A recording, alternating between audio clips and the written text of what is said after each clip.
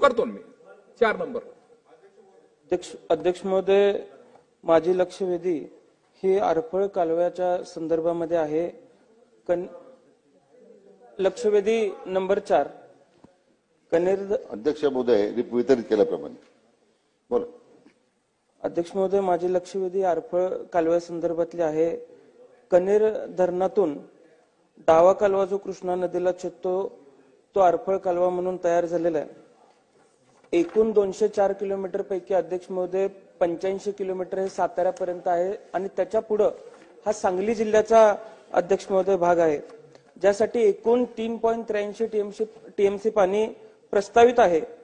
कन्हेर धरण मध्ये 0.44 टीएमसी आणि तारहीमध्ये 3.39 टीएमसी पाणी असं प्रस्तावित असताना सुद्धा अध्यक्ष महोदय माझ्या भागाला 2020-21 मध्ये 2.3 टीएमसी, 21-22 मध्ये 2.4 टीएमसी, 22-23 मध्ये 2.5 टीएमसी, 23-24 मध्ये 2.74 टीएमसी, 3.8 टीएमसी मंजूर असताना सुद्धा माझ्या परिसरावरती, माझ्या जिल्ह्यावरती, माझ्या जिल्ह्यातल्या पलूस, तासगाव, कवटेमंका तालुक्यावरती पाणी मिळण्याच्या बाबतीत अन्याय होतोय. या संदर्भामध्ये उत्तर अध्यक्ष महोदय आम्हाला हवं आहे.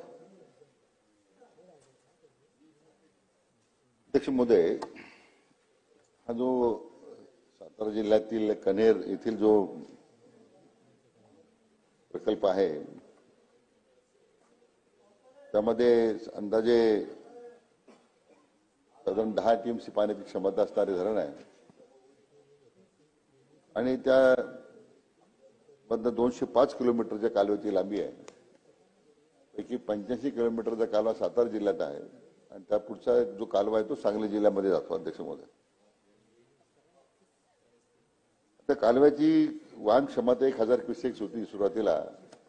800 क्युसेक्सनी तो कालवा इफेक्टिव्ह आज वाहतोय, परंतु 40 वर्षापेक्षा जास्त कालावधी झाल्यामुळे त्या कालव्याच्या मध्ये पाझराचं प्रमाण, फूट तुटीचं प्रमाण, स्ट्रक्चर जेव्हा बऱ्यापैकी डिप्लेट झाले पडलेले आहेत, त्यामुळे जे पाणी ज्या क्षमतेनं त्या कालव्यातून व्हायला पाहिजे आणि 85 किलोमीटर पर्यंत मिळायला पाहिजे त्याच्यामध्ये मिळत त्यांनी वस्तुस्थिती जे मान्य सदस्य सांगतात ती बरोबर आहे. म्हणून अध्यक्ष महोदय त्या दृष्टीने आता राज्य सरकारनं मध्यंतरी तलारी धरणातून एक लिंक तयार करून या डाव्या कालव्याला जोडण्याचं काम केलेलं आहे. त्यामुळे अतिरिक्त 3 टीएमसी पाणी त्याच्यामध्ये उपलब्ध होईल असं आज प्रथमदर्शनी दिसतं अध्यक्ष महोदय. आणि हे अध्यक्ष महोदय काम झाल्याच्या नंतर यातून मग हा जो कालवा आहे सांगली जिल्ह्याकडे जाणार आहे त्यात साधारण 350 क्युसेक्सचं पाणी त्या सातारा जिल्ह्यातून 85 किलोमीटरला हेडला आलं पाहिजे.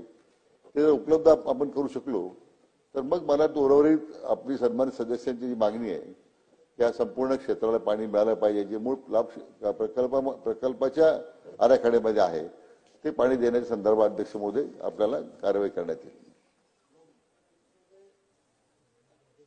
अध्यक्ष महोदय, हे पाणी खरं तर टेक्निकल अनेक तांत्रिक कारणात हे पाणी न मिळण्याचं, त्यामध्ये एक तांत्रिक कारण मंत्री महोदय असं आहे की पलूस कालव्याच्या पुढं ज्यामध्ये बांबवडे, तुर्ची, तासगाव शहर, बलवडी, पलूस इथे भूसंपादनासाठी साधारण 200 कोटी रुपये अध्यक्ष महोदय प्रस्तावित आहेत आणि लाइनिंगसाठी 40 कोटी रुपयाची मागणी सुद्धा विभागाने आपल्या विभागाकडे केलेली आहे. आता भूसंपादनासाठी पैसे मिळाले नसल्यामुळे सगळ्या कॅनल मुजवण्याची भूमिका कधी कधी शेतकऱ्यांना घ्यावी लागते, त्यामुळे अध्यक्ष महोदय पाणी पुढे येत नाही. आता आमच्यासाठी इतके वर्ष झालं आरक्षित असलेलं पाणी, आज 2014 सालची ही आरक्षित असलेली आरक्षण केलेला JR आहे आणि 2014 सालापासून आज अखेरपर्यंत आम्हाला आमच्या हक्काचं पूर्ण पाणी मिळत नसेल अध्यक्ष महोदय, तर ती तरतूद येणाऱ्या काळामध्ये आपण कशी करणार आहात आणि ही जी मागणी विभागाच्या माध्यमातून केलेली आहे त्या मागणी संदर्भामध्ये सकारात्मक भूमिका जलसंपदा विभाग घेतोय का? अध्यक्ष महोदय, गोष्ट बरोबर आहे की कालव्याची मी म्हटल्याप्रमाणे क्षमता कमी झालेली आहे आणि आता आपण पहिल्या MIIPच्या टप्प्यामध्ये नाबार्डकडून जे अर्थ आपल्याला उपलब्ध झालंय त्यामध्ये या कालव्यासाठी बेसिक दुरुस्ती करण्यासाठी. तर संपूर्ण कालव्याचा जर आपण लाईनिंग करायचं ठरवलं तर साधारण 500 कोटी रुपये लागतील अशी सद्यस्थिती आहे. परंतु जे काही स्ट्रक्चर मी म्हटल्याप्रमाणे पडलेले आहेत, जुने झालेले आहेत, ते जरी आपण दुरुस्त केले त्यासाठी 53 कोटी रुपये आता या टप्प्यात आपण दुसऱ्या टप्प्यात मंजूर केलेले आहेत. आणि त्या कामाला दुसऱ्या टप्प्याऐवजी तो पहिल्या टप्प्यात घेता येईल का किंवा मग याच्यामध्ये काही प्राथमिकता बदलता येईल का अध्यक्ष महोदय, तर आपण तपासून पाहू. परंतु निश्चितपणे हा जो दुसरा जो भाग सन्मान सदस्यांनी जो व्यक्त केलेला आहे की 200 कोटी रुपये त्यासाठी जे आवश्यक ते भूसंपादनाकरता, तर त्याबद्दल मला वाटतं तातडीनं काही आपल्याला या बाबतीमध्ये काही कारवाई करता येईल का. कारण आज तो प्रस्ताव जो आहे भूसंपादनासंदर्भात आज आपण दोन भाग आहेत. एक तर उर्वरित कालव्याच्या भूसंपादनाकरता जी काही प्रलंबित प्रश्न आहे त्यासाठी आवश्यक निधी आहे तो आपण कसा उपलब्ध करता येईल अध्यक्ष महोदय आपण निश्चितपणे विचार करू. परंतु आयोजक क्षेत्रामध्ये ज्या कालव्यातून आज पाणी जातं त्याला प्राधान्यानं पाणी दिलं पाहिजे ही आपली जी मागणी आहे त्याबद्दल शासन अतिशय सकारात्मक आहे. या बाबतीमध्ये निश्चितपणे कार्यवाही करण्यात येईल. लक्षवेधी क्रमांक 8.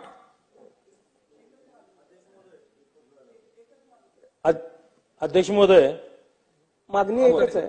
एक मिनिट. आमची मंत्री महोदयांकडे मागणी एवढीच आहे की साधारण 385 हेक्टरचे निवाडे झालेले आहेत, 400 हेक्टरचे भूसंपादन व निवाडे दोन्ही राहिलेले आहेत.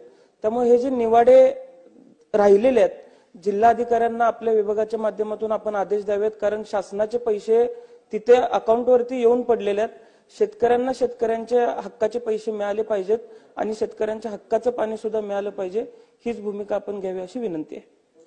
अध्यक्ष महोदय, निश्चितच सन्मान्य सदस्यांनी जी सूचना केलेली आहे तर मी आजच आमच्या अप्पर मुख्य सचिवांना संबंधित जिल्ह्याच्या जिल्हाधिकाऱ्यांना याद्वारे तात्काळ सूचना देण्याची आम्ही कार्यवाही करू. आणि निधी उपलब्ध आहे, अवॉर्ड झालेले आहेत, तर तात्काळ या सगळ्या संबंधित लाभ शेतकऱ्यांना त्यांचा मोबदला देण्यासंदर्भात अध्यक्ष महोदय कार्यवाही करण्यात येईल. लक्षवेधी क्रमांक 8. अध्यक्ष महोदय, लक्षवेधी क्रमांक